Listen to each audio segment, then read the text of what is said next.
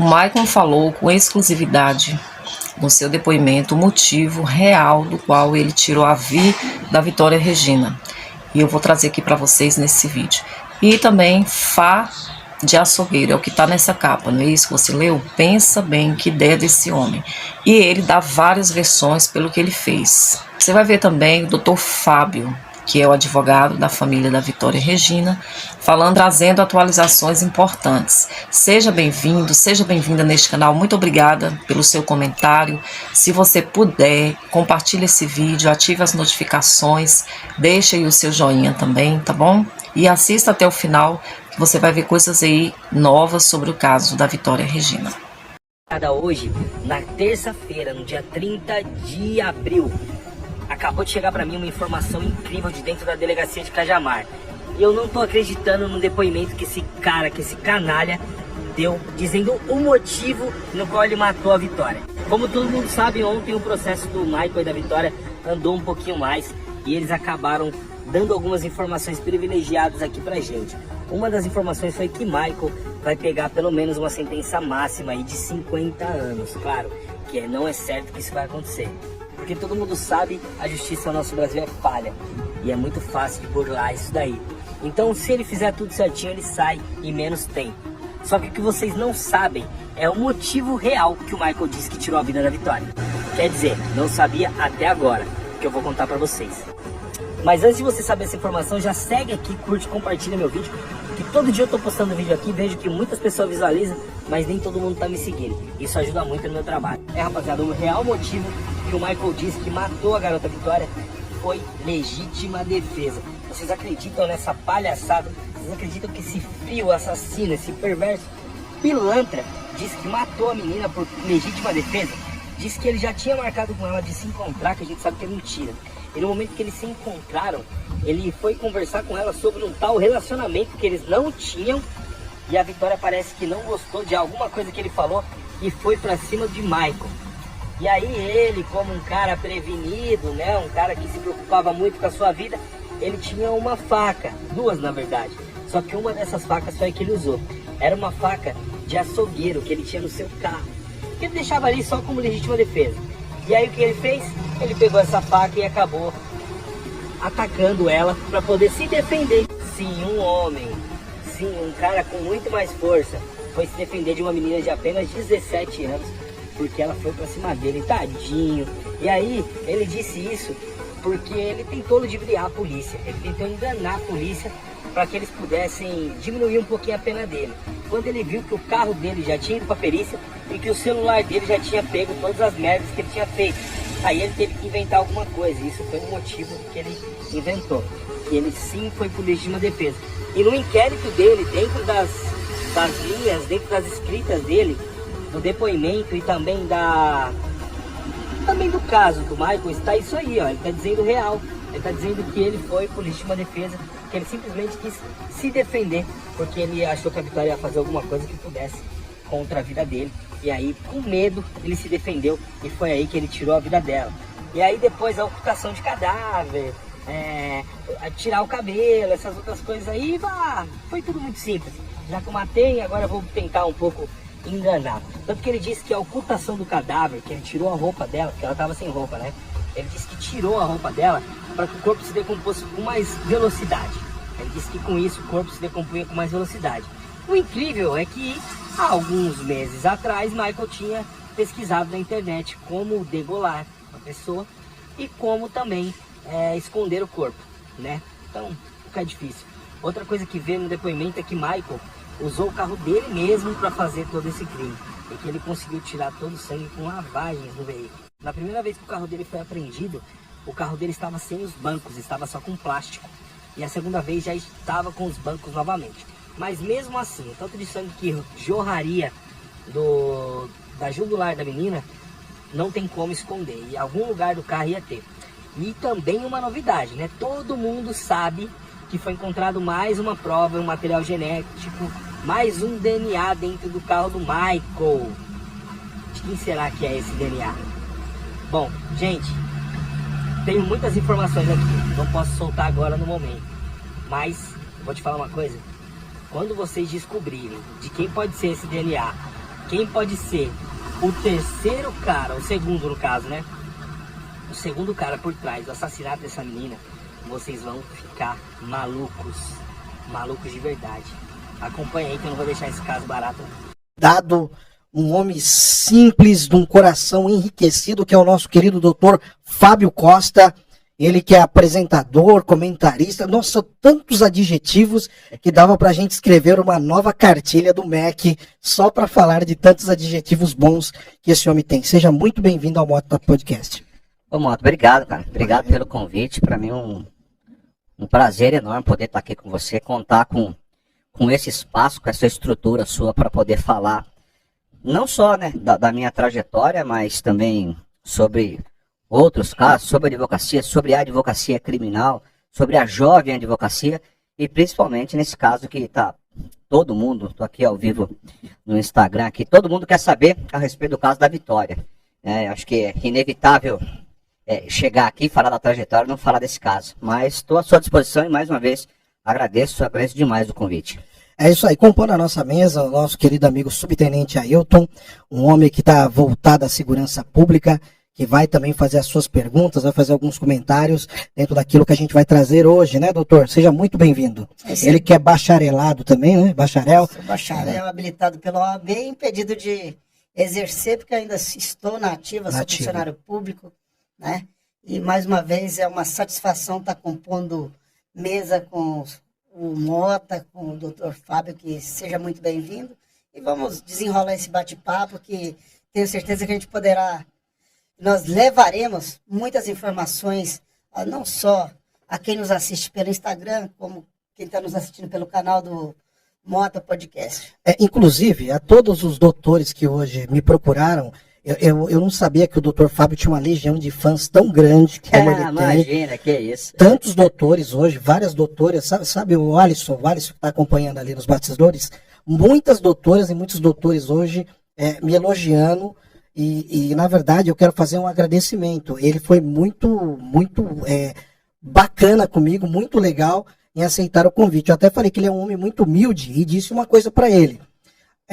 A pessoa que se coloca como servo, o próprio Deus, ele escancara as portas para ele. Porque é um homem que vai ser cada vez mais abençoado, tá? Isso não é coloio de religião, de crença, nem de nada. Eu estou falando que aquele que se coloca como servo, a hora que é para ele ser servido também, ele prospera de uma maneira incrível, pode ter certeza. Então é um grande prazer. Fica à vontade, pode começar a contar a sua história. O assunto que você quiser começar a falar, fica à vontade. Em relação a te atender prontamente, a gente falava disso antes de começar aqui. Eu faço sempre questão de atender, assim, sempre quando eu posso. Eu acho que falei contigo no final de semana, eu mesmo falando em relação à agenda, tentando acertar um dia e um horário, porque sempre quando existe um podcast, existe um profissional que trabalha com isso, existe uma estrutura, né? Às vezes você tem 1, 2, 3, 4, 5 famílias que dependem daquilo, então eu acho que é uma forma de eu dar a minha contribuição, né, para poder ajudar, além de ser um canal de divulgação da minha imagem, né? Aqui ninguém vai subir no palco da hipocrisia, dizer que ninguém quer se promover. Todo mundo quer se promover de uma forma franca, genuína, saudável. Então, assim, o Mota com esse canal de comunicação que ele tem, abrangendo esse espaço que ele abrange em São Paulo, para mim, como advogado, é muito interessante. Tem pessoas que de repente podem falar, mas você vai no podcast, está todo dia na televisão, cara, são coisas completamente diferentes. E assim, eu só não viria se realmente não pudesse mesmo, né? Eu acho que quem me acompanha nas redes sociais sabe que meu dia começou às 3 horas da madrugada, né? Eu fiz questão de ajustar o horário para poder estar aqui, porque pra gente é muito importante. Olha, doutor, e é verdade, quem quiser olhar os status dele e olhar os meus status, eu fiz questão de colocar o print da sua agenda lá.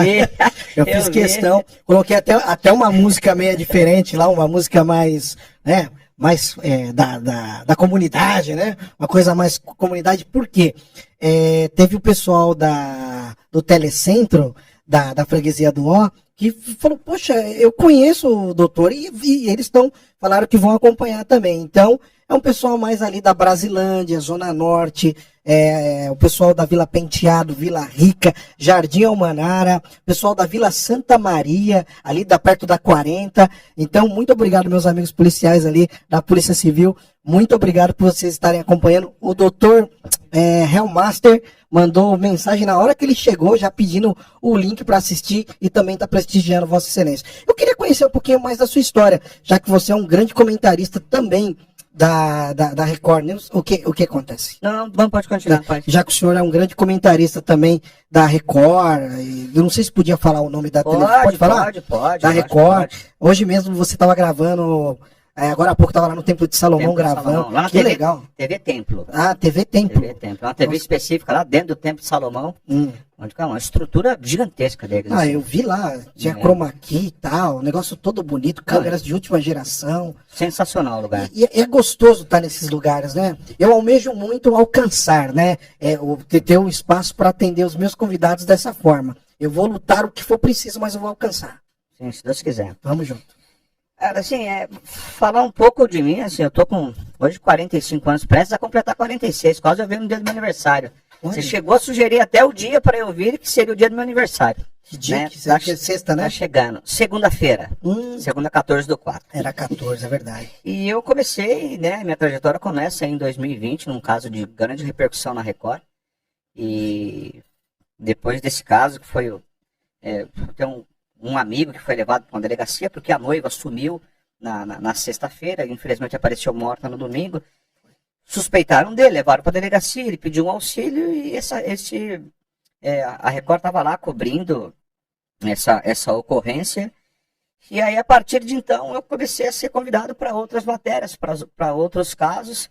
E aí, em 2022, no auge do caso da menina Lara, né, de Campo Limpo Paulista, o Orlando Pessotti, de Campinas, assume o Cidade Alerta lá em Campinas e me convida para ser comentarista lá no Cidade Alerta. E aí eu fui foi uma experiência assim, bacana demais, né? Até então eu tinha muito contato somente com reportagens de ruas, palestras e tal. E aí passei a ser um comentarista diretamente no estúdio, né? Isso foi muito importante, não só para a imagem, mas também para o meu aperfeiçoamento profissional, a evolução profissional de você estar... Quando você faz uma matéria de rua, você faz ela gravada. E lá era ao vivo. Então, assim, ao vivo é bem diferente. Então, isso me abriu muitas portas. E eu sigo advogando na área criminal. Hoje, minha especialidade é o Tribunal do Júri, né? Hoje, raramente, dificilmente, eu tenho tempo de atuar em outros casos, como, por exemplo, roubo, furto, tráfico, estelionato, receptação. Não faço. O meu escritório faz, a gente tem uma estrutura hoje. Até porque eu tenho que ter essa estrutura, porque a TV toma muito tempo. Eu percebi, doutor, que até quando você quando você recebe os cortes, ou alguém faz os cortes, assim que você está falando da sua empresa, tem até a logomarca dela, tudo bonitinho. Eu vi que aparece nos stories lá. Então, a gente faz questão de padronizar, porque assim, hoje em dia, com a questão de redes sociais, eu sempre tive uma reunião com um advogado que me procurou hoje, pedindo um auxílio, querendo começar na área criminal, queria algumas dicas e tal, e fui tomar um café com ele. Falei, cara, primeira dica que eu vou dar pra você. Primeira, cuide da sua imagem. Cuide da sua imagem. Cuide da imagem daquilo que você coloca para as pessoas verem. Entendeu? Ah, mas na rede social a pessoa só coloca coisa boa. Só coisa boa mesmo. Coisa ruim eu não vou colocar lá. Coisa que eu não quero que as pessoas vejam, eu não vou colocar lá. Então eu sempre falo, e assim, eu sempre passo para frente aquilo que deu certo para mim. Assim, cuide da sua imagem. A sua imagem é seu cartão de visita. Antes de você abrir a boca, você tem que chegar numa pessoa. E você vai chegar pela sua imagem. Então, eu sempre prezei muito isso. Pô, incrível. Doutor Ailton. Bom, boa noite a todos mais uma vez. Doutor, queria que o senhor falasse um pouquinho da sua trajetória, onde nasceu, seu início da sua carreira jurídica, como se deu. O senhor falou aí de um caso que acabou lhe promovendo, mas o interesse pelo Tribunal do Júri, de onde vem?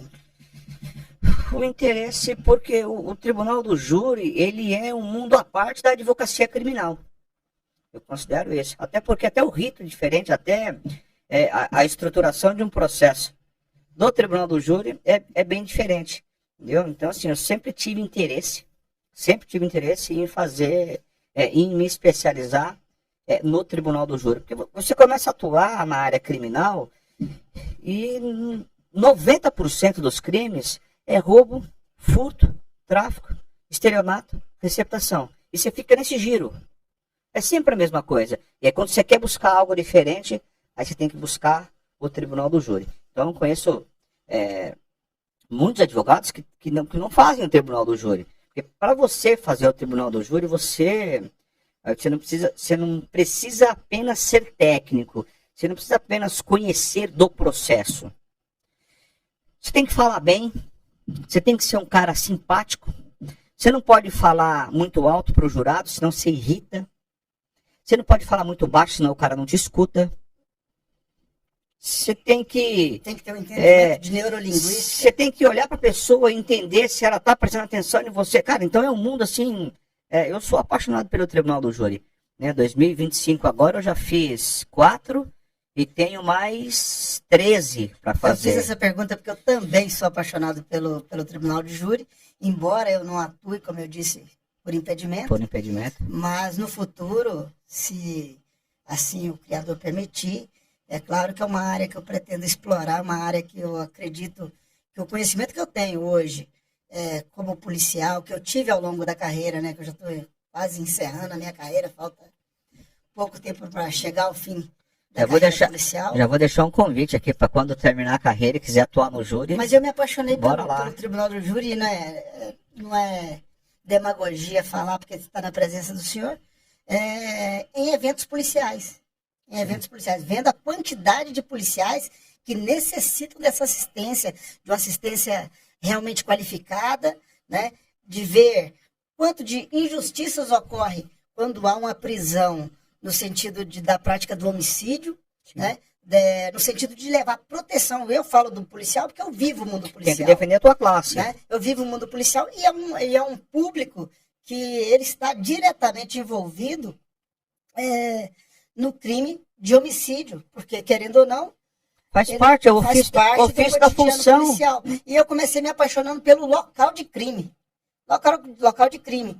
E a partir do local de crime, fui estudar direito e acabei me apaixonando pelo Tribunal do Júri. E hoje está aqui com o senhor e tendo a oportunidade de fazer essas perguntas, eu vou até diminuir a quantidade de perguntas, porque senão eu vou me empolgar. Vou deixar o Mota fazer as perguntas principais, porque senão eu aproveitaria para ter uma aula particular. Nada. Ele tá assim, sabe, doutor? Ele tá bem sério hoje, porque nós estamos diante de Vossa Excelência, porque foi sexta-feira eu brinquei que a gente tava no Ailton Podcast, por causa que tava ele e o doutor João aqui, mas eles estavam me alombrando. Né? Até que eu peguei e trolei os dois aqui, o doutor João Neto quase que teve um infarto aqui, né? De dar risada. Ficou bravo, hein? Você assistiu, Alisson? Então, eu vou te falar um negócio foi feio. Mas eu sei que dentro disso daí, a gente já conheceu um pouquinho dessa história, do que você gosta, mas o que significa para você ser um doutor, ser advogado? Advogar, o que significa isso para você? A realização de um sonho. Hoje eu vejo as pessoas, não só pelo reconhecimento profissional, pelo reconhecimento da imagem, assim, uma coisa que é natural se andar na rua e as pessoas te reconhecerem, né? Isso é normal. Legal. E eu vejo que, assim, às vezes a quantidade de pessoas, isso aconteceu, né, esses dias, fui em um determinado lugar para comprar um negócio, cara, muita gente querendo tirar foto e tal, acabei não conseguindo comprar o que eu ia comprar, perdi o horário, cara, mas assim, se não fosse dessa forma, eu ficaria frustrado, você tá entendendo? Porque aí isso faz parte do reconhecimento do seu trabalho, entendeu? Agora, como advogado, ser advogado hoje para mim, além de ter sido um desafio, para mim é a realização de um sonho. Ser advogado e sem soberba nenhuma, pelo amor de Deus, mas ser advogado na condição que eu estou hoje, para mim é a realização de um sonho. Porque quando você sai da faculdade, você tem que prestar o exame da OAB, né? O destemido exame da Ordem dos Advogados do Brasil, né? Que são 2 fases. Eu fiz 17 vezes. 17 vezes. Então, peraí, doutor, 17 vezes? 17 Parabéns, vezes. doutor. Eu comecei no exame de número 13 e passei no exame de número 29. Eu passei no 32. Então, assim, muitas pessoas olham hoje e falam assim... Tão difícil assim. Cara, não dá pra dizer, não dá pra falar se é difícil. Ah, não passou porque não estudou. É uma prova que não mede o conhecimento de ninguém. O que você aprende na faculdade você não consegue, você não tem bagagem para poder passar nesse exame. Por isso que esses grandes cursos, os caras estão milionários por conta disso. Sim. Porque você precisa de um curso para poder passar. E tudo que você aprende estudando para a OAB não serve para a vida profissional. Isso aconteceu comigo. O que eu tive na faculdade, não consegui passar na OAB. Gastei muito com cursos, livros, consegui passar na OAB. Tudo aquilo que eu estudei, eu não uso nada na minha vida profissional. Entendeu? Então, hoje as pessoas olham e falam, mas para você foi fácil, né? Porque tá aí na televisão todos os dias, deve ter passado na primeira. E eu sempre faço essa pergunta e ninguém nunca acertou a resposta. Se eu fizesse para você, você não iria acertar. Mas é importante o senhor falar, e a gente costuma falar que o corpo fala, né? E o senhor, quando começou a falar do direito aí, da paixão pelo direito, eu notei e vi que o Mota notou. E eu tenho certeza que quem está assistindo viu o brilho no olho. Porque aquele que faz o que gosta, realmente ele transpira aquilo, a luz fica em volta. Por isso que eu falo, hoje um amigo meu falou assim, poxa, já fiz a prova 8 vezes, não passei, tô pensando em desistir. Eu falei, então é melhor desistir.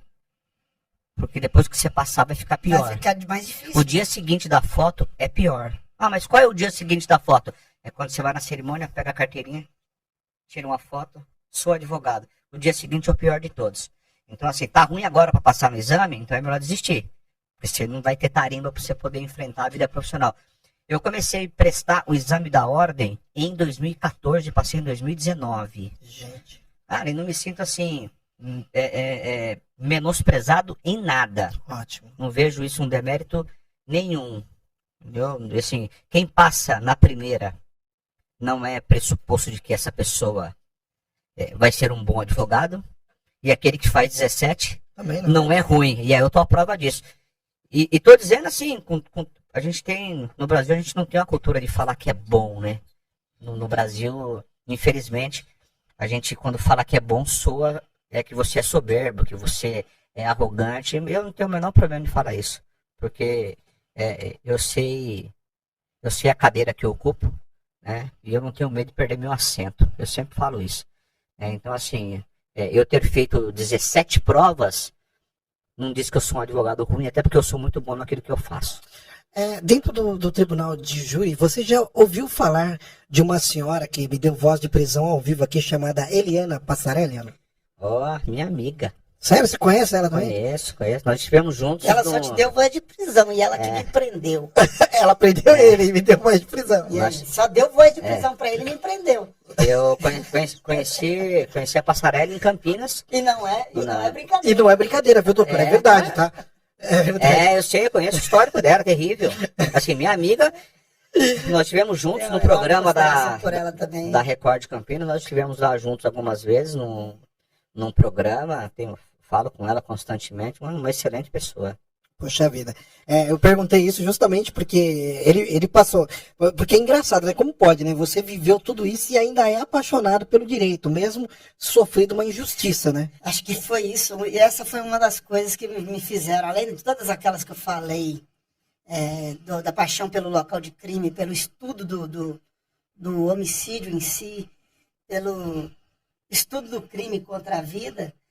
O fato de ter sofrido a injustiça na própria pele, isso me fez ter certeza de que certeza absoluta de que eu não era o único que estava passando uma circunstância parecida. Então, isso me fez levar a luta para que outras pessoas não sofram do mesmo mal que eu sofri.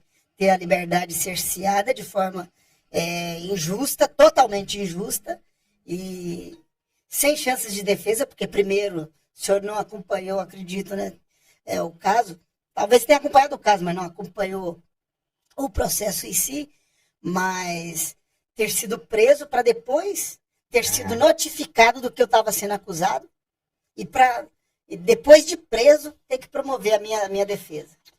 É complicado porque, assim, em algumas vezes há essa inversão. Quem tem que provar que você fez é quem está acusando. O Estado tem o ônus de provar. Você a pessoa não tem que correr atrás de provar que não fez. Por isso que nós estamos nessa briga gigantesca no caso da Vitória, porque dia 10 agora, quinta-feira, tem a reconstituição do crime. A gente busca ter elementos, outros indícios. A prisão dele temporária foi prorrogada. A gente busca, nesses 30 dias, colher elementos, provas, os laudos periciais para converter essa prisão que hoje é temporária, converter ela em preventiva. Então, assim, porque quem tem que provar que ele fez é a polícia. Ele está lá simplesmente esperando. Eu vou esperar aqui mais 30 dias, meus amigos. Se vocês não provarem que eu fiz, vai ter que abrir a porta da cela e vai ter que ir embora para casa. Isso funciona muito no mundo civil. Para nós que somos policiais, para nós que somos funcionários públicos, né? Cabe a gente, quando o Estado acusa, cabe a nós nos defendermos. Infelizmente, essa é uma realidade, a gente até debateu isso aí na época em que a doutora Eliana Passarelli esteve aqui presente, né? E é uma situação que ela coloca o policial numa situação diferente do cidadão comum. Mesmo porque a gente responde pelo direito penal comum, né? Pelo Código Penal, pelo Código Penal Militar e pelo direito administrativo. Então são 3 esferas aí que a gente responde pelo fato de estar exercendo a função. Mas essa inversão, eu não digo inversão de valores, mas assim, é um pouco da cultura. Eu vejo uma cultura aqui do Brasil, e é um problema de aplicação de lei, não tem outra história. Não tem meia conversa, não tem... Eu vou passar pano quente aqui para ninguém, porque assim, é um código arcaico de 1940, né? Onde você tem leis, por exemplo, Lei Maria da Penha. Você tem uma lei que é a 3ª lei mais falada no Brasil, acho que é a melhor lei do mundo. Tem um crime dentro de uma lei, que é o crime de descumprimento de uma medida protetiva com a pena de 3 meses. Então, assim, eu enquanto advogado criminalista, eu quero que as penas continuem do jeito que estão. Que para mim é favorável, é o ofício do meu trabalho. Agora, como cidadão, eu sou a favor de que o cara cumpra a pena na integralidade. Condenado a 40 anos no regime fechado. 50 anos no regime fechado, enquanto cidadão. Entendeu? Mas assim, enquanto não houver uma mudança na legislação, não adianta, a banda vai tocar dessa forma.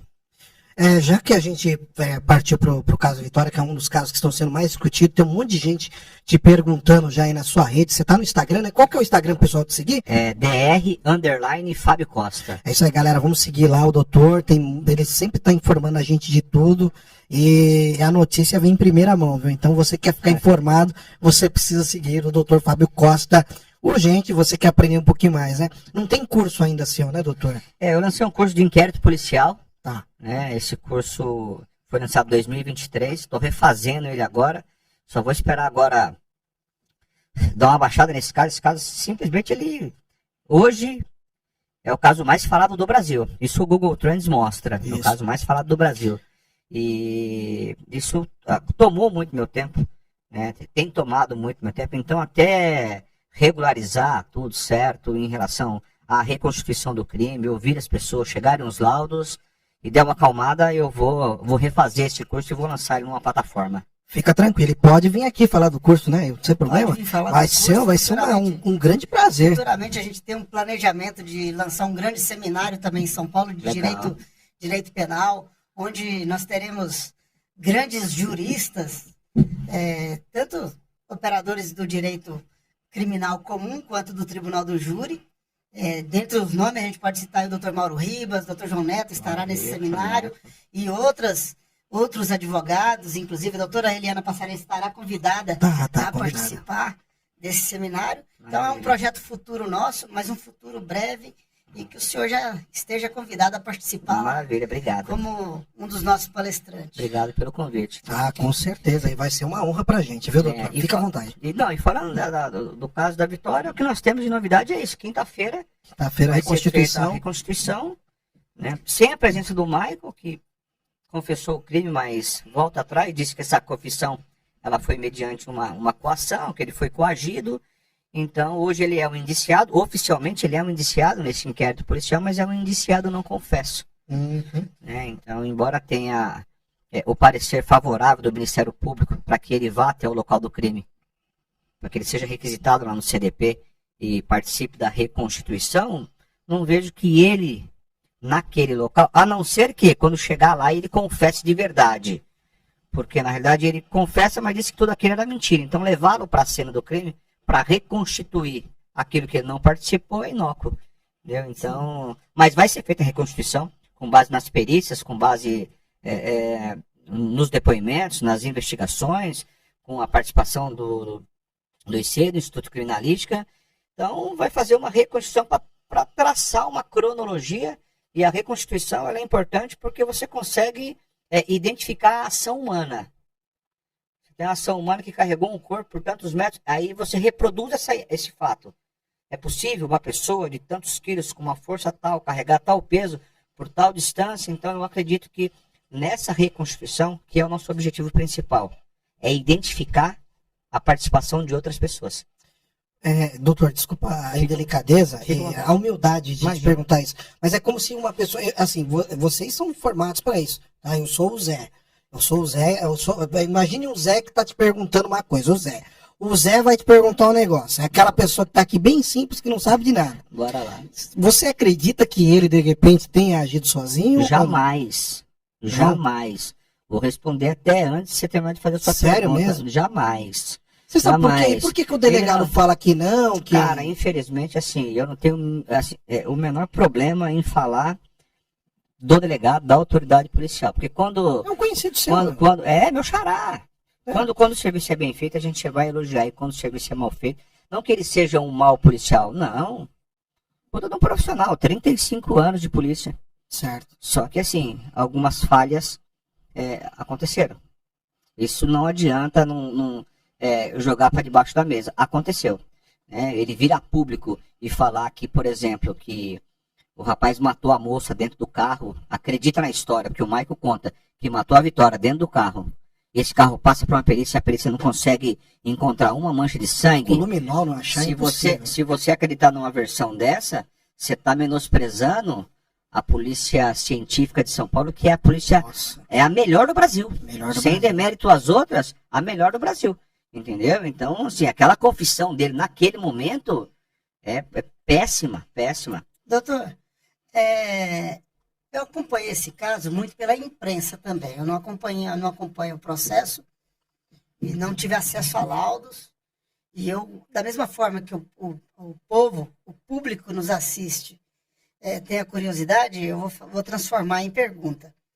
O senhor teve acesso aos laudos? Alguns. Tá. O laudo, o estado que o corpo foi encontrado. Porque no início, nas primeiras matérias, colocaram como ele estava com os cabelos arrancados, cortados, algo assim, sinais de degola ou decapitação, algo nesse sentido. Você pode descrever para nós realmente que estado que estava o corpo diante das fotografias ou do laudo que o senhor teve acesso? Eu vou te falar pelo contato visual que eu tive. O corpo foi encontrado no dia 5 de março, quarta-feira de cinzas, no final da tarde, por volta das 17 horas. Eu estive no local juntamente com a família, com a irmã Vanessa, com o irmão Everton e com a cunhada Júlia. Eu levei eles até o local para poder fazer o reconhecimento visual do corpo. Num primeiro momento a gente queria mostrar fotos, porque o estado não era legal, e aí eles insistiram, não, nós queremos ver. Meu Deus do céu. E aí eu tive contato. Quando eles tiveram contato, já estava no saco cadavérico, e aí ele abriu para eles poderem olhar. Quando eu cheguei, o meu primeiro contato, o corpo estava lá e ainda não tinha sido manuseado pelo perito. Não tinha já estava dentro do saco cadavérico? Não. Estava no local. Quando eu cheguei, o perito ainda iria manusear. Então, essa informação de que, por exemplo, de que o cabelo foi raspado, de que tinha sinal de degola ou de decapitação, sinal de tortura, tudo isso, eu acredito que foi um dos fatores que fizeram com que esse caso estourasse dessa maneira. Porque e essas informações foram as informações do perito. O perito que disse, né? O perito que deu essa informação de que tinha sinal de degola ou de decapitação, que tinha sacola na mão. Só que assim, os laudos ainda não ficaram prontos. Mas num primeiro contato, era um corpo com um estágio avançado de decomposição de 40%. Por que eu digo de 40%? Porque a família conseguiu identificar uma tatuagem no braço. Conseguiu fazer a identificação por uma tatuagem. Se você tem um corpo com estágio avançado de decomposição de pelo menos aí 80%, 90%, você não consegue fazer, porque você já não tem mais digital, você já não tem pele, você já vai ter que fazer para cada dentária. E o dela não foi reconhecido no local. Então, o estágio ele era avançado, mas 30%, 40% no máximo. Era um corpo que tinha sinal, sim, muitas marcas que dava-se a entender de que ela tinha sido torturada. A cabeça de um jeito, parecia ter um corte no pescoço, mas... Só que assim, essa informação você tem do perito, você não consegue manusear. Ele manuseou e ele deu essa informação. Por isso que hoje a gente espera os laudos, porque aí com o laudo aí é uma prova técnica. O laudo não tem contesta. Bom, né? então, é boa essa resposta do senhor, porque o público que nos assiste, a maioria é leigo. É leigo. E às vezes uma notícia dada de forma equivocada, ela leva uma informação imprecisa. Por exemplo, o público não sabe que degola é o corte de trás para frente, que é levando em consideração a gola da camisa, a gola. E que decapitação é um outro fato totalmente diferente, que é a separação total do membro da cabeça. Então, mas as pessoas simples que nem... É isso que você ia me explicar, né? Então, porque ele falando aqui já veio um filme na minha cabeça, cara, né? Ele falou degola, já imaginei a pessoa sem... Então, há essa diferença, doutor. Você entendeu? Então, o Zé do bar, a Mariazinha da esquina, ela pensa assim que nem eu. Quando a gente vai ver na TV que alguém fala alguma coisa assim, ela pensa desse jeito, doutor. Por isso, assim, a gente tem que ser... Lógico, a gente tem os termos técnicos, né? Um bacharel em direito, você sabe. Tem uns termos que a gente usa, mas você usa numa petição, você usa num tribunal do júri, nem tanto, você usa numa audiência, você está falando ali com o juiz, com o promotor, ou você está fazendo alguma sustentação oral num tribunal, você usa um termo mais técnico. Mas eu sempre procuro traduzir de uma forma mais simples. Por quê? Porque primeiro que eu estou como assistente de acusação. Qual que é o meu papel dentro desse inquérito policial? É traduzir essas informações de uma forma mais simplificada para a família. A família é leiga completamente. A família não sabe o que é degola, não sabe o que é decapitação, não sabe o que é um laudo pericial, não sabe o que é um laudo prejudicado. De repente a família tem acesso a um laudo e no laudo... de repente no laudo está lá. Prejudicado. Como assim prejudicado? Quem que prejudicou isso? Então você tem que pegar essas informações e traduzir para a família. Isso num processo. E na televisão não é diferente. Na televisão, às vezes, eu procuro falar de uma forma mais simples para que as pessoas, porque na maioria das vezes você está falando para pessoas que não têm esse conhecimento técnico-jurídico. Entendeu? Então, assim, você poder explicar, né, de uma forma mais didática é importante, porque se for de fato, eu sou leigo, a gente sabe, tem muita gente leiga que quer saber a informação e acha que de repente que, mas ela foi degolada, ela foi decapitada, tem sinal de abuso, você tem que explicar, olha, isso aqui para saber precisa de um laudo. Entendi. Por hora, a olho nu é achismo. Lógico que muita gente me pergunta, um monte de gente perguntando aqui, doutor, houve crime de violência sexual? Então não dá para saber. Tudo leva a crer que sim. Por quê? Uma menina de 17 anos, bonita, encontrada daquela maneira, numa área de mata, sem roupa, com as pernas abertas.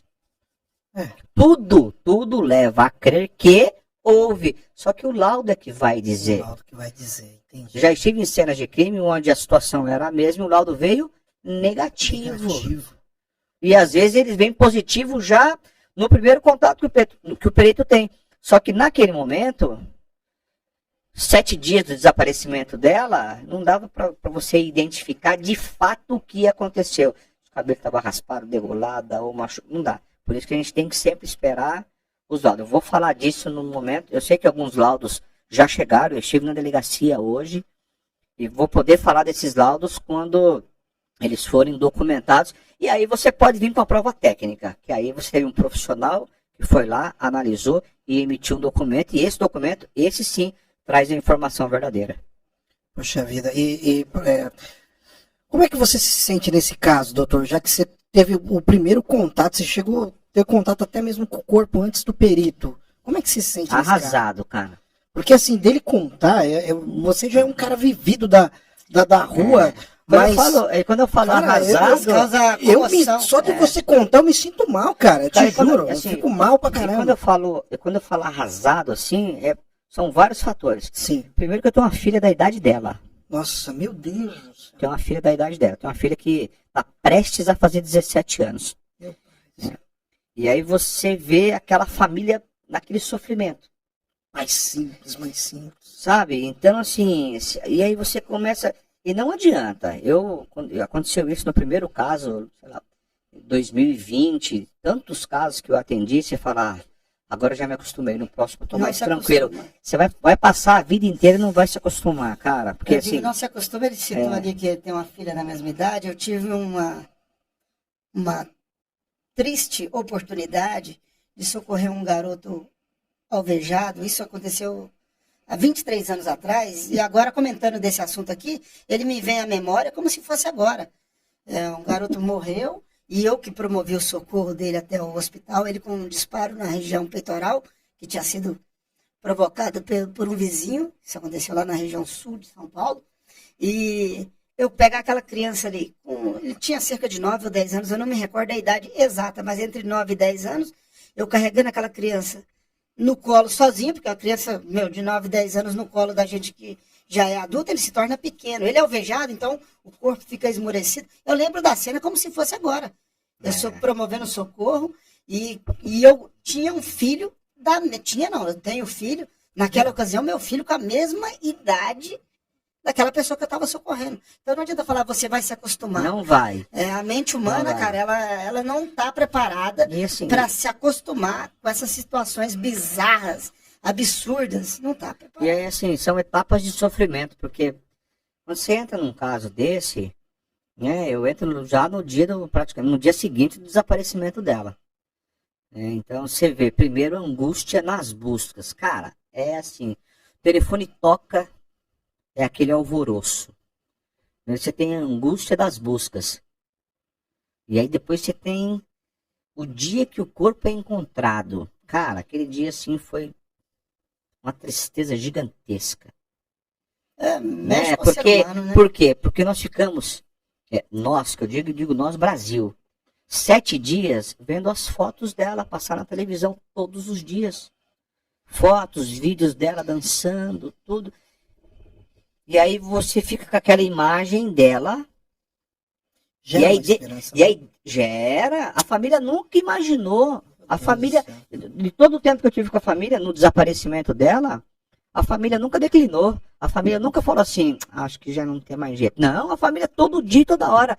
Não, ela vai aparecer, ela vai aparecer, ela vai aparecer. E você fica com aquela imagem da pessoa na sua cabeça e de repente você vê naquela situação. Fala, caramba, aquela menina bonita daquele jeito, cara. Uma menina de 17 anos com a vida inteira pela frente, desse jeito. Aí depois você tem um dia do sepultamento, que é outra tragédia, assim, de acompanhar. E aí depois começa as investigações, e aí vai na delegacia e pega... Cara, então você vive esse sofrimento junto com a família. Olha, e as assim, pessoas pensam que o advogado não vive cara, isso. não dá, pensa cara, que o policial não tem como. que pensa que o policial é Tem feito como. de uma casca Tem protetora, como. que ele não tem sentimento. Não, o policial tem sentimento, o policial é ser humano, o advogado é ser humano, o promotor é ser humano. Cara, não então, tem como. são seres humanos vivendo com casos reais e tendo que conviver com isso. O que a gente aprende é a conviver, lidar com certas situações de tragédia, assimilar aquilo de forma que não atrapalhe a nossa atuação profissional. E não adianta. Então, assim, você acaba se envolvendo. Você não consegue separar. Você não consegue falar assim, não, eu só vou... Nesse caso aqui, eu vou trabalhar só em horário comercial. O pai fala comigo 11 horas da noite. O pai manda mensagem sábado, domingo. Então, assim, não tem jeito. Você acaba se envolvendo. Igual, eu achei até quando saiu aquela notícia que suposto envolvimento do pai, nossa, aquilo... Cara, isso foi mais um erro, Nossa. um erro do delegado. Grotesco isso Um daí. erro, assim, um erro criminoso. O pai dela poderia ter morrido por ele não ter matado ele. É louco, Essa é a tá verdade. vivendo o luto. Né? Porque você colocou a informação dessa naquele momento, todo mundo já querendo fazer justiça, cadê o assassino, cadê o assassino, cadê o assassino? Aí coloca num relatório policial, oficialmente coloca num relatório policial de que há suspeitas do pai por... Isso foi assim, de uma irresponsabilidade, né, gigantesca. Tanto que aconteceu, e a história foi assim. No sábado, Dia Internacional das Mulheres, no dia 8, o Maico foi preso. Né? E nesse dia, o Cabrini passou o sábado inteiro gravando com a família. Uhum. Né? E eu ia até a casa da família, acabei indo e deixei lá. Ele ligou pra mim e falou, vai lá que eu... E nesse dia eu tava na Record. Uhum. Né? Eu lembro que eu fiz o programa Fala Brasil, depois fiz o Balanço Geral à tarde, e aí fiquei para participar do Cidade Alerta à noite. E aí não consegui ir até lá. Uhum. E eu saí depois da Record, já era 8 e pouco, fui comer alguma coisa, indo para casa, 10 horas da noite, o Cabrini me liga. Doutor, acabei de receber de uma fonte minha um relatório policial onde consta o pai como suspeito. Falei, o quê? Meu Deus do céu. Ele falou, e eu vou falar isso na minha matéria. O que o senhor acha? Eu falei, se você vai falar, eu acho que tem que dar pelo menos a oportunidade do pai falar isso. Porque só soltar a matéria dizendo que ele é suspeito vai ficar muito ruim. Tanto que ele voltou lá no domingo e aí eu volto junto. E aí o pai, ele faz os questionamentos, o pai responde, eu também respondo. Cara, só que no domingo à noite a família estava desesperada. Desesperada. Porque o pai estava correndo risco, que foi uma irresponsabilidade fazer aquilo e tal. Tanto que na segunda-feira, o Cabrini entrou por telefone no programa no Balanço Geral, que eu estava ao vivo, e falou que o pai não tinha nada a ver, que estava tudo esclarecido. Eu também fui falar com o delegado, e aí no final do dia, o delegado veio numa entrevista e disse que o pai estava descartado de qualquer suspeito, que não tinha envolvimento, né? Ele conseguiu limpar. Mas olha o perigo. Olha, Já tivemos casos, né, de justiciamento aí, pessoas fazendo achando que estariam fazendo justiça acontece, isso porque acontece. com as próprias mãos. Nos nossos grupos, você viu o pessoal falando lá? O pessoal levantando que tal facção tinha mandado um salve geral. E nesse momento aí, a residência dele era uma residência conhecida no Brasil inteiro, cara. Todo mundo sabia onde era a casa dele. Tá exposto. Todo mundo exposto. Assim, então, foram 24 horas correndo atrás desse prejuízo, sabe, desnecessário. Entendeu? Por isso que eu digo que durante a investigação houve sim muitas falhas. Muitas, cara. Poxa, que legal. É legal, não é, né? Mas é legal a informação que você traz pra gente, né? De forma legal. Pode fazer a sua pergunta. Não é nem pergunta, é observação. As pessoas não promoverem justiça com as próprias mãos. Existe os meios legais para dar cumprimento aí a qualquer mandado de prisão que tiver que ser cumprido, né? E as pessoas têm que confiar que os órgãos policiais, os órgãos judiciais, eles irão atuar. Porque num caso desse aí, nós teríamos uma vítima inocente, morta, como aconteceu aqui no litoral de São Paulo. Uma senhora, ela foi confundida como autora de crime, foi julgada por um tribunal, um suposto tribunal, né? Porque não pode falar que existe tribunal do crime, porque não existe tribunal do crime. É um julgamento totalmente fora dos critérios judiciais. À margem da lei. À margem da lei. São criminosos fazendo um justiciamento ilegal, né, cometendo outros crimes. E tivemos essa situação recente no litoral, que fazem aproximadamente uns 3, 4 anos. E esse caso ele traz a realidade de que, se as pessoas acreditarem naquilo que está sendo propagado no mundo digital hoje, corre o risco de acontecer um erro que depois ele não pode ser revertido. Nesse caso aí acabou dando certo, acabou resolvendo, o pai segue a vida dele, a investigação continua. Só que assim, tá longe do fim ainda, né? Você tem a reconstituição, depois você tem laudos que tem que chegar, e aí você tem talvez diligências que a polícia ainda vai fazer, pessoas para serem ouvidas, né, até relatar esse inquérito, e depois você tem a denúncia, você tem a audiência, você tem a sentença, você tem até esse executor, e hoje eu vou tratar como o Michael, porque é o único preso indiciado, né, até ele sentar no banco dos réus no tribunal do júri, talvez será no ano de 2026. Eu acompanhei um caso falando das pessoas promoverem justiça com as próprias mãos. Acompanhei um caso que era uma acusação de estupro. Eu não vou citar quem era o acusado à época, mas acusou uma determinada pessoa de estupro, só que a pessoa que acusou tinha problemas psiquiátricos. E, quando ela acusou que havia acontecido a penetração. Então, o que levou à absolvição daquele acusado? Porque na hora que fez o primeiro exame, constou que a mulher era virgem. Ué, como é que foi estuprada? Só que ela tinha problema psiquiátrico. Aí você imagina uma notícia dessa rolando no bairro, onde pessoas se julgam acima da lei para tentar promover um tribunal e levar aquela pessoa ao julgamento da forma que eles acham que devem acontecer. Bom, dentro desses casos assim, eu quero até estender um pouco mais. A gente está tendo, como ele falou, desculpa, a gente está tendo um caso aí do Evandro, do Otávio Mesquita, na verdade, e da Juliana que está rolando, né? Não sei se você está a par disso daí, se de fato... Oi? Não? Uma aguinha? Se houve, vamos molhar as palavras aí, né? Se de fato houve estupro ou não, né? Eu não sei se você gostaria de comentar alguma coisa a esse respeito. Cara, eu não tive acesso ainda a... Obrigado. Eu não tive acesso à denúncia que ela fez, mas o que eu... E assim, isso eu estou dizendo, baseando no que eu vi nas redes sociais. Certo. Tá?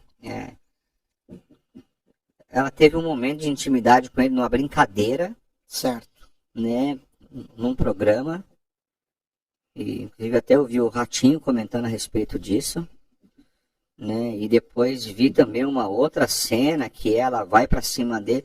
Então assim, eles tinham, não estou dizendo envolvimento não é a palavra certa, mas eles tinham uma intimidade um com o outro ali, né, porque não foi nenhuma oportunidade que eles brincaram, foram mais de uma oportunidade. Então tudo leva a crer que eles tinham ali. Agora, ele pode ter se excedido? Pode. E se ele se excedeu, o crime aconteceu. Mas naquela época já tinha essa vista? Já era dessa forma que fazia a leitura? Então, eu não sei, não tive acesso a essa denúncia dela. Qual foi o teor dessa denúncia, você está entendendo? Qual foi o tipo de abuso? Foi um ato libidinoso? Foi de fato... um estupro, foi de vulnerável, não foi? Ela estava consciente na hora, não está? Assim, são várias circunstâncias que você tem que analisar. Esse é um crime, assim, é muito complicado de se trabalhar. Hoje eu não trabalho com esse tipo de crime, né? Lógico, quando eu comecei a advogar, né, por uma questão de sobrevivência, eu poderia atuar nesse tipo de crime. Hoje, graças a Deus, podendo escolher aquilo com que eu quero trabalhar, hoje crime de cunho sexual eu não trabalho. E nenhum tipo de agressão contra a mulher, criança e idoso. Nenhum tipo. Eu estou sempre do outro lado quando envolve agressão criança, idoso, violência contra a mulher e crime de natureza sexual. E temos uma pergunta aqui, posso? Lógico, não, tá. Temos uma pergunta aqui da doutora Ramini. Ela pergunta, doutor Fábio, o senhor acha que houve muita pressão da mídia em cima da polícia? Por isso, houve os erros iniciais? Não, os erros iniciais eles aconteceram por incompetência da polícia, não tem nada a ver com a imprensa. Sério? Nada a ver com a imprensa. Assim, uma coisa, outra coisa é outra coisa.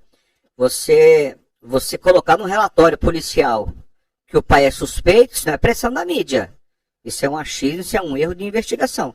Você fazer, e aí você pode ratificar o que eu estou dizendo. Você pega uma estação de rádio básica, você pega uma antena de celular, que pega um raio de 5 quilômetros, e naquele lugar onde ela mora tem uma torre, que pega um raio de 5 quilômetros, certo? E aí pedir a prisão de uma pessoa, dizendo que ele estava no local do crime. Só que o local do crime ali é um local de 5 quilômetros, e sim, todo mundo mora naquele raio. Ou seja, todo mundo estava no local do crime no dia que aconteceu. Todos eram suspeitos. Por isso que pediram a prisão e a prisão foi negada. Então isso não tem nada a ver com pressão da imprensa. Ela faz outra pergunta importante. Pode. É uma pergunta que gerou debate recentemente. Outra pergunta da Ramine também, doutora Ramine. O pai, diante da situação da acusação que ele sofreu, ele chegou a ser... primeiro eu vou fazer uma pergunta, ele chegou a ser indiciado? Não chegou nem a ser ouvido. Ela pergunta se ele pode processar o Estado por algum erro do delegado. Ora, poder, ele pode. Mas eu não vou nem dar isso de sabor para ele. Eu acho que não vai fazer. A essa altura do campeonato, mover uma ação contra o Estado, uma encheção de saco, uma dor de cabeça, para um processo durar 20 anos, e depois com 30 anos ele ainda não receber, não vale a pena mexer com isso. Tá. Dentro desses casos que a gente tá contando aqui, tem mais uma parte que está acontecendo. Dentro da sua área de comentarista na televisão, eu percebo que existem algumas matérias que muitas vezes a gente tem o letter embaixo, nos rodapés das notícias, que muitas vezes não declara o criminoso como criminoso, mas homem é morto pela polícia, homem é assassinado. Como é que você vê isso? É errado? É certo? Não pode dar titularidade às pessoas? Como é que funciona isso? Eu quero entender isso porque eu já estou cansado de ligar a TV e tá lá, suspeito ou pai de família luta em luta corporal com a polícia é alvejado. Não, peraí. Isso aí a gente uns chamam de tarja, outros de linha fina, outros de GC, né? Aquele título embaixo ali. Aí tem que tomar um certo cuidado, porque você não pode... criminoso é morto pela polícia. E aí você pega a ficha desse cara que morreu, ele é primário de bons antecedentes. E aí você taxou o cara de criminoso. Você tá entendendo? Mas trocou tiro com a polícia e de repente a polícia mata suspeito. Então assim, são nomenclaturas... que a TV, toda a TV tem um corpo jurídico para auxiliar nisso. Por exemplo, pode falar que o menor foi preso? Não, ele foi apreendido. Pode falar que o menor cometeu um crime? Não, ele comete um ato infracional análogo ao crime tal. Você pode mostrar a imagem de um menor? Não pode, tem que borrar o rosto. Você pode dar a foto de uma pessoa que está desaparecida? Pode. E depois que uma criança desaparecida, você pode mostrar a foto dizendo que ela está desaparecida? Pode. E quando ela foi encontrada, você não pode mostrar a criança. Então, assim, são várias coisas. Então, às vezes uma linha dessa, você coloca a pessoa numa situação de risco. E estou dizendo assim, não estou nem dizendo pelo lado do bandido, estou dizendo no geral. Entendendo? Às vezes, policial suspeito de chefiar tráfico de drogas. Mas qual que é a suspeita? Então, às vezes, eles colocam uma linha, essa linha fina, essa tarja, essa legenda, de uma forma um pouco mais isenta, entendeu? Um pouco mais isenta. Por quê? Porque ali você coloca, de repente, o cara tira um print. Hoje, tudo que passa na televisão está sendo veiculado na internet, isso é gravado. Às vezes, a pessoa pega aquela matéria dizendo, fulano de tal suspeito de matar a própria filha e tal. O cara pega isso aí de cima na internet, acabou, terra de ninguém. Entendeu? Perfeito. Quer dar continuidade? Sim. Teve recente, inclusive, exemplificando o que o Mota trouxe, na cidade de Piracicaba, dia 1º de abril agora, houve um caso que foi veiculado aí como PM mata com um tiro na cabeça um indivíduo que estava utilizando uma pedra. Saiu diversas reportagens nesse sentido. E vem os questionamentos sobre a ação da polícia novamente. Eu já vou deixar aqui, vou postar parte dessa reportagem no meu Instagram, lá no @subtenente.ailton.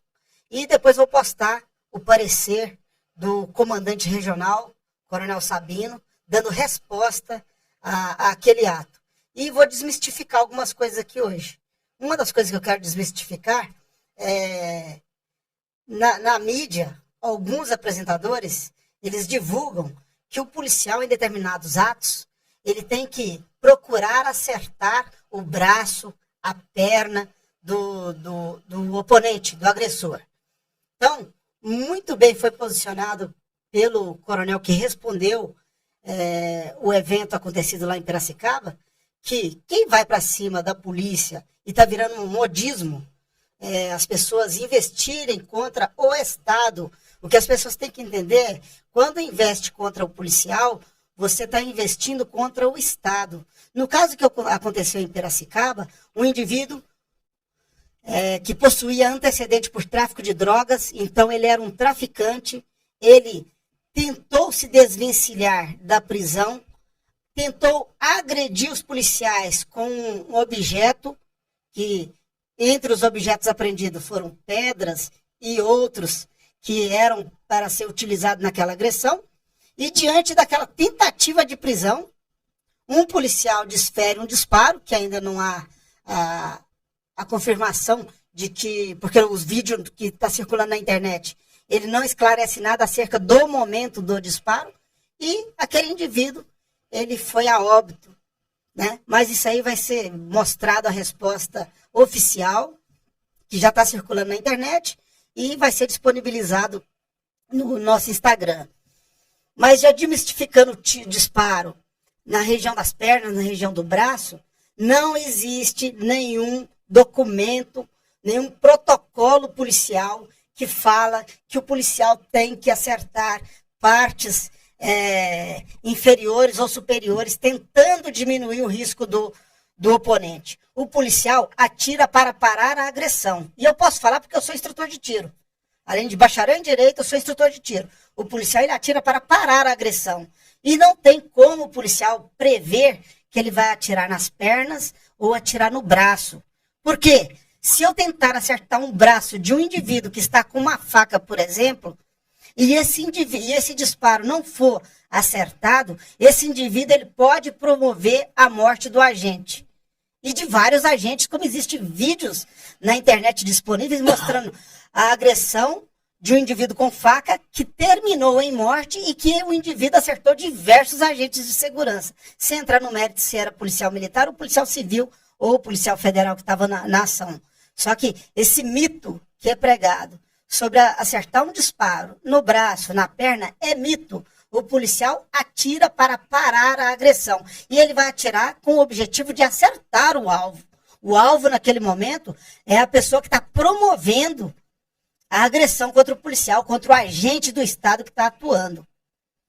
Se ele se vai acertar no peito, se vai acertar na cabeça, se vai acertar na perna, o policial, por vezes, diante do momento do confronto, do momento da ação, nem acertar o disparo ele acerta.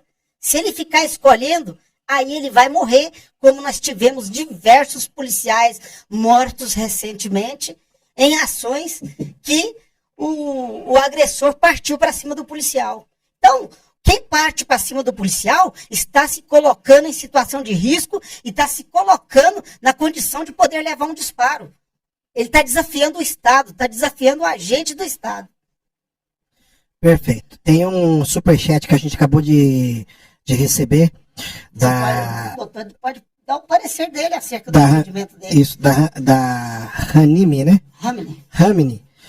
Doutor Fábio, o senhor acha, tá, que a pressão da mídia em cima da polícia ajudou a intensificar os erros do caso lá da Vitória? Não, acho que não. Não? Eu acho que, assim, e também não estou puxando sardinha aqui pro lado da imprensa. Não preciso disso. Tá. Mas eu vejo que o trabalho da imprensa nesse caso foi muito importante. Muitíssimo importante. Porque ela desaparece no dia 26. Já na manhã do dia 27, na quinta-feira, tem uma matéria exibida na Record, no Balanço Geral. Já dando visibilidade pro caso, mostrando a foto da menina, e aí começaram-se as buscas. Essa matéria é passada no Cidade Alerta. E ela volta na sexta-feira, no Balanço Geral. E aí onde começa a tomar mais corpo, ou seja, num primeiro momento, e assim, sem puxar a sardinha pro lado da Record, mas foi a Record que abraçou esse caso. Tá. Lógico, todas as outras falaram, SBT, Band, Globo, todos os canais de internet, falaram, mas falaram depois. Então, eu vejo que o trabalho da imprensa, nesse caso, da Vitória, foi importantíssimo. Primeiro, porque aquelas buscas, né, por exemplo, já no quarto, quinto dia, a polícia, a Guarda Municipal, junto com o Corpo de Bombeiros da cidade de Cajamar, tinha mais de 150 homens, drones, cães, viaturas, o corpo de bombeiros com botes, fazendo as buscas. Por quê? Porque a imprensa estava ali em cima todo dia. Não que se a imprensa não estivesse ali, eles não fariam. Eu acredito que fariam. Talvez não com tanta veemência, talvez não com tanta força. Assim. Então eu acho que nesse caso a imprensa foi importante demais. Para divulgação, cara, porque assim, quando uma pessoa desaparece, todo mundo vai para a internet. A internet ajuda bastante. Mas não se compara com a TV. Não se compara com a TV. Tanto que eles passaram, ela some já à noite, na manhã eles começam já muitas mensagens pela internet, muitas. E aí quando a Record entra no caso já no dia 27, esse caso estoura. Então nesse caso eu vejo que a mídia ajudou bastante. Lógico, pressionou. Ah, mas documentos foram vazados. E aí são fontes, não vou entrar nesse mérito, cada jornalista tem sua fonte e as fontes têm que ser preservadas. O delegado doutor Roberto Luiz Hellmaster, ele está colocando aqui, ó. Quem propagou a notícia do pai, suspeito Mota, lembra que eu falei que ele teve aqui no podcast? No início da investigação, inclui todas as pessoas, e inclusive a família. Mas eu desconheço isso, eu não posso afirmar. Desculpa, não entendi. Foi uma pergunta? É uma pergunta não, ele tá fazendo. É porque é geral. Ele tá ele respondendo geral, todas as pessoas aqui, né? Tá. Porque a gente acabou falando do pai naquela hora e ele respondeu em cima.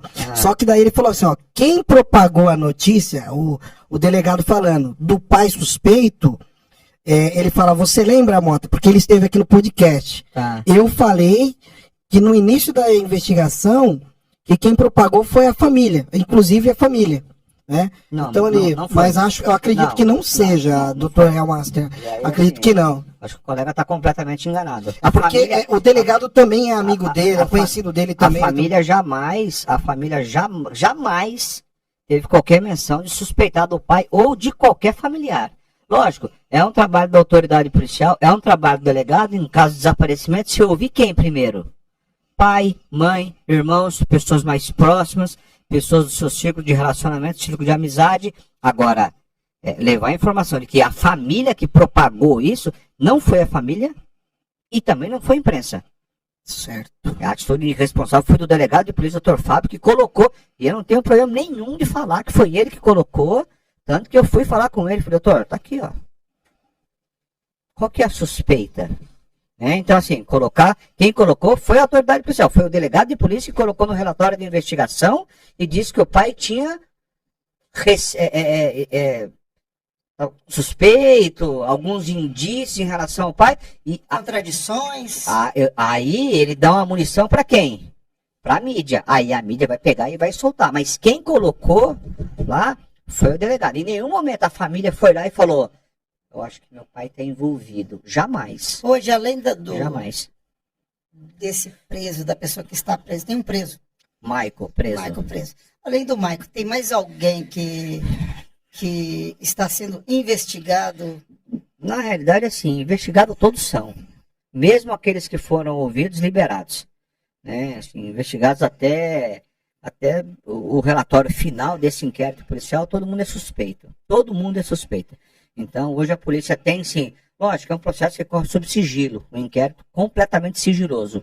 Eu, como advogado, como assistente de acusação, e o Dr. Flávio, que é o advogado de defesa do Maico, nós só temos acesso àqueles documentos que foram encartados, aqueles documentos que foram documentados. Isso aí a gente tem acesso. Mas nada impede, o delegado nada impede que ele segure algumas peças e mantenha sob a guarda dele alguns documentos para não atrapalhar as investigações. E nesses documentos, pode ser que tenham outras pessoas a serem investigadas.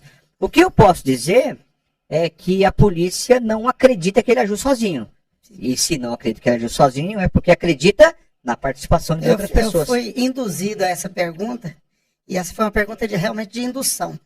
Porque quando vinha para cá, eu vi um comentário de uma pessoa que iria nos acompanhar, deve estar ao vivo, e a pessoa imaginava que bastava a confissão de alguém para o esclarecimento de um crime. Jamais. Eu gostaria que o senhor explanasse um pouco sobre isso aí.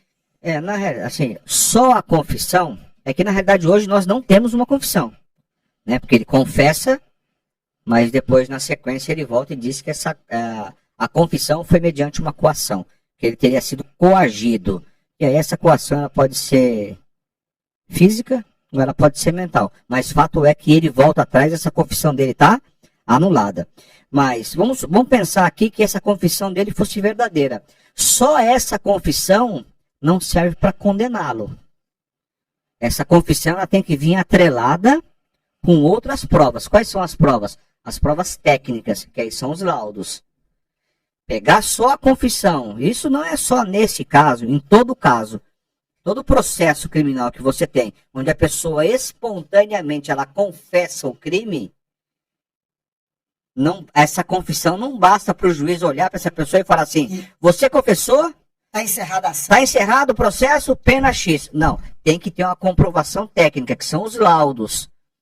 Porque senão uma pessoa ela pode estar protegendo uma segunda pessoa, pode estar escondendo a participação, a ajuda de uma outra pessoa. Então só a confissão não basta, tem que ter a confissão mais as provas técnicas. Hoje nós não temos nada. A confissão que nós não temos mais. E aí agora nós vamos ter o quê? As provas técnicas. Agora, as provas técnicas, que são os laudos, certo? Sem a confissão, serve para condenação. A confissão sozinha não serve. Entendeu? Então, por isso que é importante buscar agora esses laudos e que esses laudos tragam alguma informação do que de fato aconteceu, porque eu acredito que ele não virá de novo e não vai confessar de novo. Beleza. Pessoal, a gente está recebendo hoje o Dr. Fábio Costa, ele que é o homem do Tribunal do Júri, ele que é um camarada também da TV, muito renomado, e pra gente é uma alegria imensa, né? Mas ó, nem parece, já faz 1 hora e pouco que a gente tá conversando aqui. E passa rapidinho, viu, Ailton?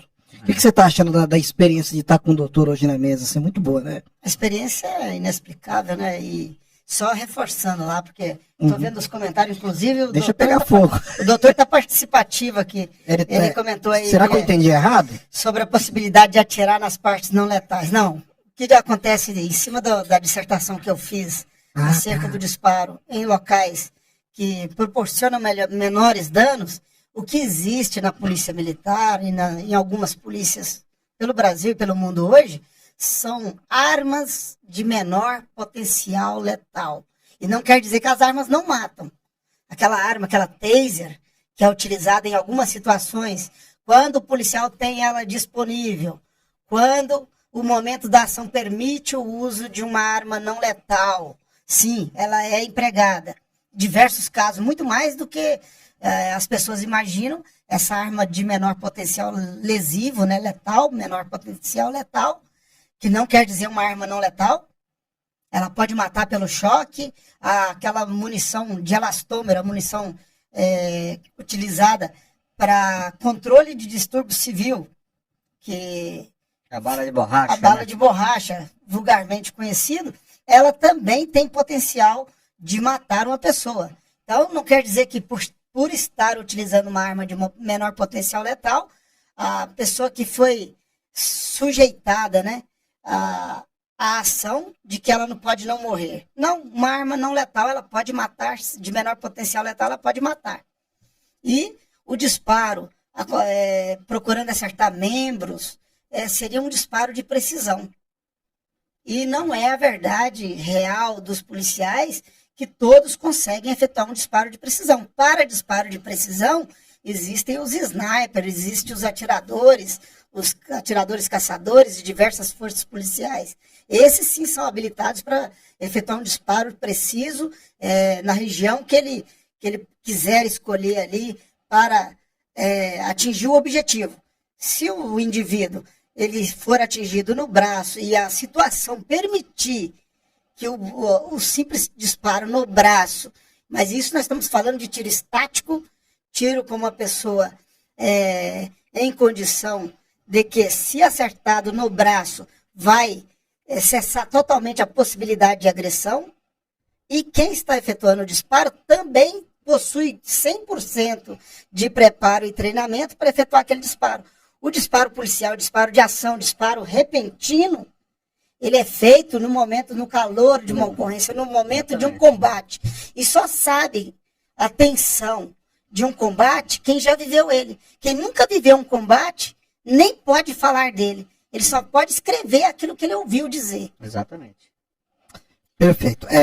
Abrindo aspas para o doutor Roberto Realmaster, não falei isso, a família disse que todos devem ser investigados. Ah, sim. Não sim. falei, e daí ele falou, não falei que no calor da ocorrência não tem como atingir letal. Aí é do respondendo Ailton.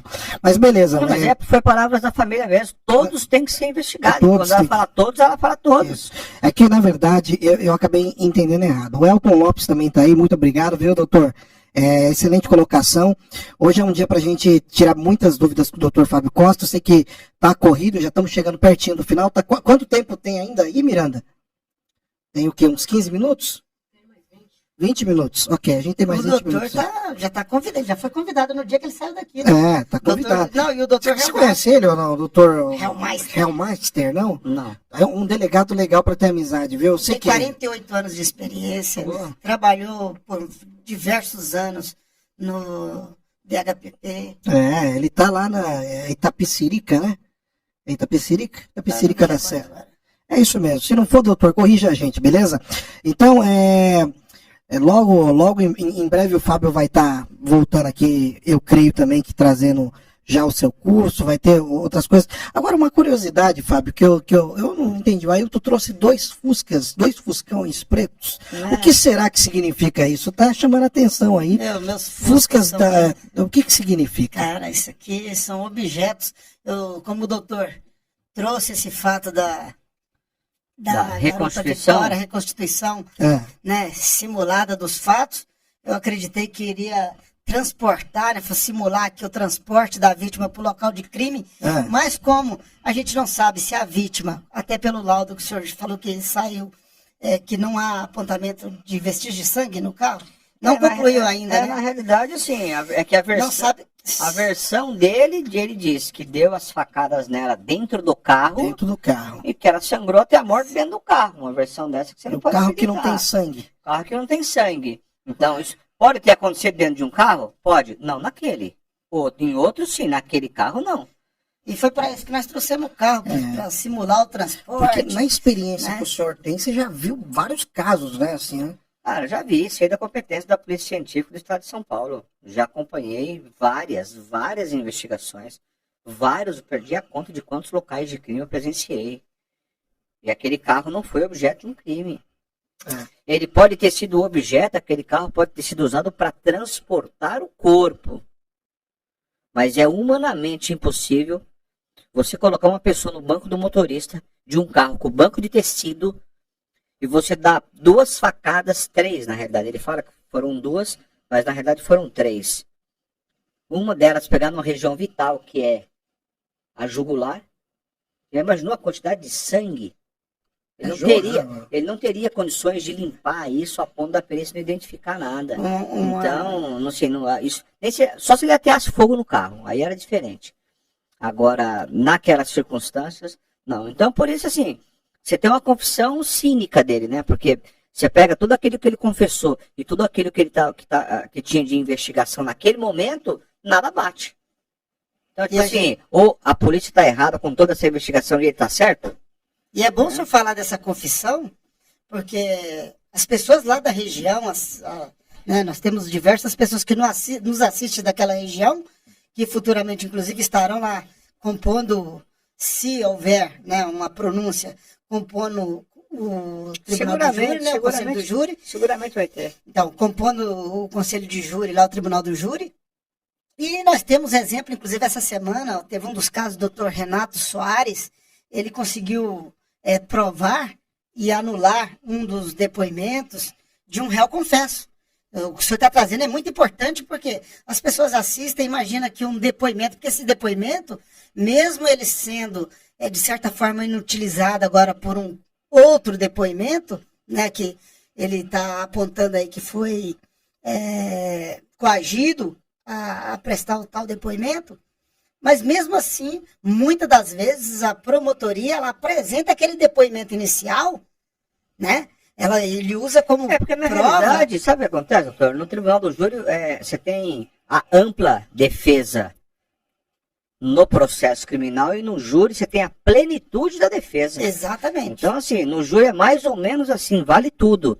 Então, não tenho dúvida nenhuma, de que o Ministério Público vai pegar esse depoimento e se não colocar, eu vou colocar. Colocar para os jurados, vou ler para os jurados, olha, senhores, no dia tal ele disse isso. Depois ele volta atrás e diz que tudo isso é mentira.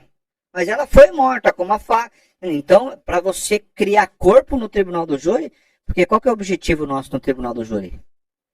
Convencer que ele é culpado, tá tudo certo, não vai ter dúvida nenhuma.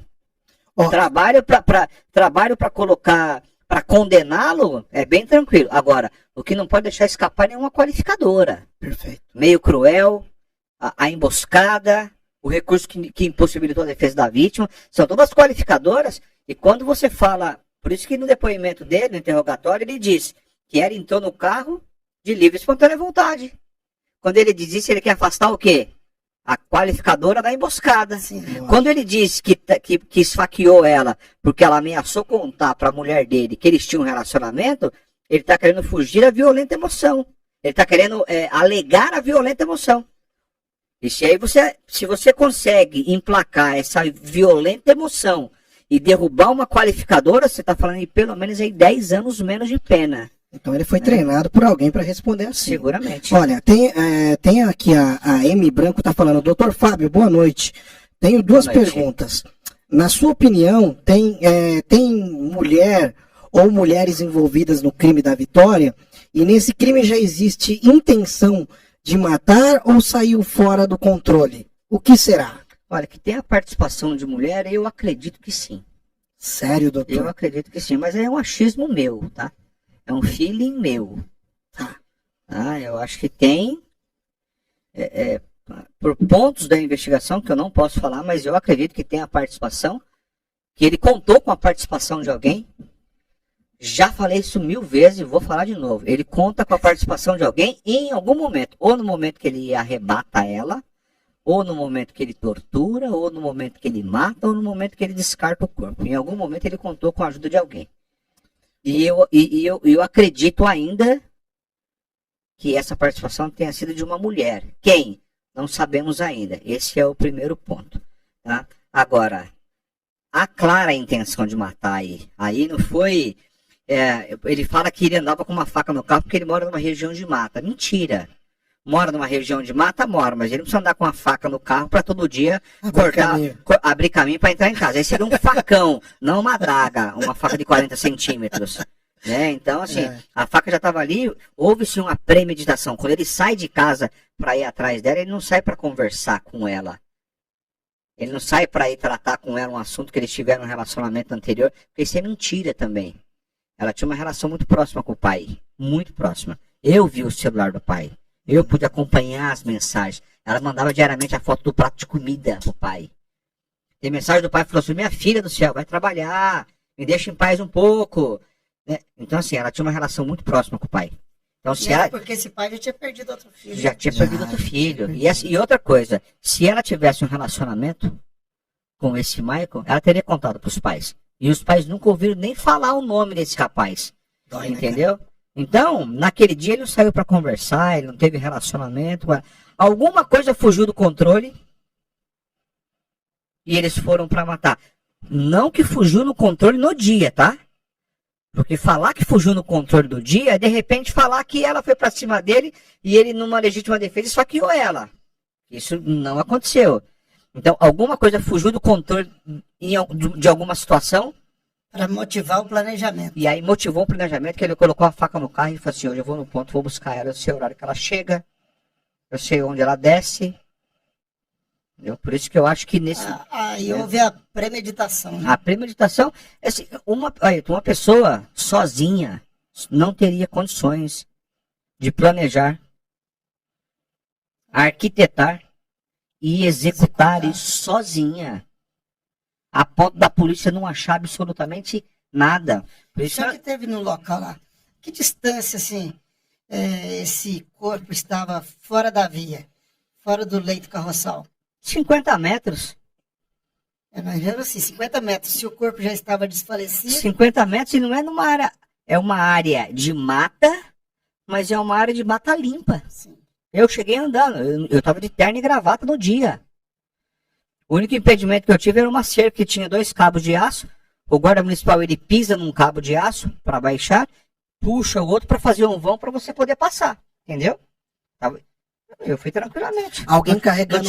Não tive que saltar nada, não tive que dar facãozada para abrir, nada, fui andando. Alguém carregando um corpo conseguiria fazer isso? Sozinho, não. Nossa, esse era o ponto. Sozinho, não. Esse era o ponto. Sozinho, não, porque você tem... Você entendeu, Alisson? Você tem esse era o ponto. Você tem a assim, via, cara... Você tem a via, certo? Beleza. Ah, mas o corpo foi encontrado 50 metros, vai periciar só o local? Não é só o local. Todo o trajeto. Desde o trajeto daqui, Certo. onde possivelmente, provavelmente um carro parou, e aí você vai periciar todo esse local. E facilmente você teria identificado, uma pessoa levaria arrastando esse corpo. Então teria que... Mas arrastando teria vestígio. Arrastando teria vestígio de outro. O estado do corpo seria outro. Eu vi o corpo. Não tinha sinal de que aquele corpo... Mesmo anteriores. Ele fala que o corpo que enterrou ela. E que o corpo lá apareceu desenterrado. Eu vi o corpo. Ele não tem sinal nenhum de que ela foi enterrada e posteriormente desenterrada. Não tem. Mas havia alguma vala? Nada, absolutamente nada. Não tinha sinal de que ela... Imagina você arrastar um corpo por 50 metros. A quantidade de lesões. A gente tá abismado, cara. Então, assim, eu imagino a sua reação ali, cara. Porque, ali é o seguinte, eu já falei. Meu irmão. E repito, cara, ali foi o local que o corpo foi deixado. Ali simplesmente o corpo foi levado, foi colocado e foi deixado daquela maneira, com as mãos para cima, com as pernas abertas. Porque até mesmo se estivesse carregando, pensa numa imagem, você carregando um corpo e você jogar no chão, jogando, ele não pararia naquela posição. Eu vi o jeito que ele estava. E ali ele foi colocado, e depois de colocado, ele foi manuseado. Foi feita uma pose com o corpo. Entendeu? Ali não foi um negócio aleatório. Ela não foi morta naquele local. Passar uma mensagem. Quis passar uma mensagem. E naquele local ela não foi morta. Não tem vestígio nenhum de que ela tenha sido executada naquele local. Bom, é isso aí. Estamos chegando às considerações finais. Doutor Fábio, muito obrigado por ter atendido o nosso convite, mas agora as suas considerações finais, por gentileza. Minhas considerações finais é o meu agradecimento a você pelo convite. Imagina. Aí pela contribuição, obrigado pelo espaço. Né? Eu acho que sempre muito importante, que eu acho que a gente trazer à tona e falar sobre casos como esse, que eu acho que isso salva vidas. Por quê? Porque o que aconteceu com essa menina, eu acho que serve de exemplo para que o poder público olhe para algumas regiões com um pouco mais de atenção. Né? Aquela região do Ponunuva, praticamente uma região de mato, uma região esquecida, sabe? Você não tem uma câmera de monitoramento. Né? Então, uma região que fica a 30 minutos do grande centro da cidade.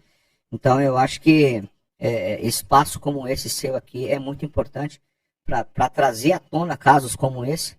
E casos como esse, de grande repercussão, serve de exemplo para as autoridades imaginarem, pensarem e saberem que isso acontece com muito mais frequência que eles imaginam. Uau. Isso não acontece, isso não foi um caso específico. Todo dia some, todo dia morre, todo dia mulheres aí são esquartejadas nesse Brasil afora. Então isso serve de alerta. Por isso que eu agradeço demais, de todo o meu coração, assim, a oportunidade de estar aqui, né, junto com o Ailton, de poder debater e trazer pessoal curioso, quer saber do que aconteceu, mas muito mais a curiosidade de saber do desfecho do caso, você ter um alerta, né? Esse alerta eu já tenho comigo, eu tenho uma filha de 17 anos, e fica essa consideração final, que assim, infelizmente o mundo está cruel. Bom, Claro, pode, por favor. Eu vou abrir mão das minhas considerações finais, mas eu vou abrir mão fazendo uma pergunta, solicitar que o senhor responda, porque faz muito sentido em cima do que o senhor encerrou. O senhor acha que atualmente, e o senhor tem acompanhado bastante casos emblemáticos, casos de violência, de forma geral. Nesse momento, o senhor acha que as pessoas estão mais agressivas e menos toleráveis, ou as duas coisas ao mesmo tempo? As duas, junto com uma dose de maldade. Eu noto uma mudança na humanidade. Infelizmente está assim, esse tipo de crime está sendo muito mais corriqueiro do que a gente imagina. E falar que, por exemplo, que esses crimes, que as pessoas perderam a noção, por exemplo, que mulheres são executadas, porque teve um problema da pandemia, 2020, pessoal, negativo. Eu tenho um programa que atende mulheres que são vítimas de violência doméstica, né? E esse programa, com os levantamentos que eu faço, o Brasil é líder na América Latina na execução de mulheres, desde 2017. Então não é um problema pandêmico. Não é um problema da pandemia que as pessoas ficaram confinadas em casa. Isso é um problema de caráter da sociedade com uma legislação que é pífia, que é cínica, que é medíocre. Né? Você tem crimes bárbaros com penas ridículas. Então, o que tem assim é o aumento na mudança. Lógico que a internet, rede social, todo esse mundo digital, tudo isso contribui para esse mecanismo de execução. Mas eu atribuo isso mesmo a um problema de caráter, de maldade da sociedade mesmo. Eu tenho visto uma agressividade muito grande nas pessoas. Desde a tentativa de fazer justiça com as próprias mãos, a forma que as pessoas têm se comportado no trânsito. Então, e a gente vê que está acontecendo em tantos casos e numa sequência tão grande que leva a gente a pensar, o comportamento humano está mudando? Infelizmente, não, mudando tá, mas infelizmente para pior. Para pior. Bom, é isso aí. Esse foi mais um Mota Podcast. Hoje nós recebemos o Dr. Fábio Costa. Siga ele nas redes sociais. Você que quer notícias quentes, fresquinhas e quer acompanhar tudo, acompanhe ele nas redes sociais. Tenho certeza que ele vai trazer em primeira mão para você e sempre com muita cautela, com muito profissionalismo. Um excelente profissional da televisão, um comentarista da Record News de primeira mão que não tem igual. Muito obrigado mesmo por nos atender. Uma pessoa tão pequena quanto, um canal tão pequeno quanto o Mota Podcast, mas nos atendeu. Ailton, mais uma vez, muito obrigado, policial de rota que esteve aqui. Na nossa direção, nosso querido Bruno Miranda, mais conhecido como Miranda, o sobrinho do Espiridião Amin, né? Ele que tem a sua carequinha brilhante ali. E hoje nós tivemos a participação do ilustre Alisson, o Alisson da ALS Solutions. Você que precisa consertar o seu computador, você que tem uma pequena, média ou grande empresa, você precisa investir em segurança ou em Office 365, tudo que você precisa você encontra. Qual que é o Instagram lá? É a LS Solutions, é isso? @LS Solutions, oficial com 2 Fs. Isso, vai lá, gente, segue lá. Eu tenho que mandar um parabéns só, porque senão eu vou ser trucidado. Pode mandar. Parabéns pro primeiro sargento Caetano, tá fazendo aniversário hoje. Uhum. Parabéns, muitos anos de vida. E falaram que se eu não mandasse um abraço, que não era para eu voltar hoje para a Zona Sul. Então tá aí, tá dado. Muito obrigado, gente. Miranda, até mais, viu? Chateado de ser comparado com o sobrinho do Espiridião Amin? Nem um pouco, né? Um cara rico que, poxa, mas pode cortar as câmeras. Tchau, tchau.